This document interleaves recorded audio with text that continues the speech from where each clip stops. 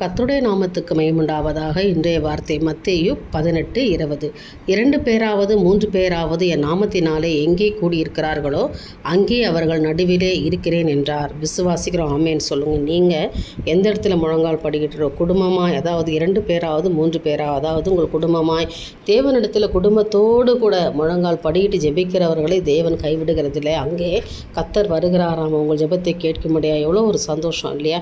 உங்கள் ஜெபம் கேட்கப்படும் இல்லையா? நீங்கள் குடும்பமாய் ஜெபிக்க என்று முதல் ஆரம்பிங்க. ஏனென்றால் ஆண்டுடைய பிரசனத்தை இங்கே உணர போகிறீங்கன்னா, அங்கே நான் நடுவில் இருக்கிறேன், உங்கள் மத்தியில் நான் இருக்கிறேன், உங்கள் ஜெபத்தை நான் கேட்டு, உங்கள் விண்ணப்பத்துக்கு கேட்டு நான் பதில் தருவேன் என்று கர்த்தர் சொல்லுகிறார். விசுவாசிக்கிறீங்களா?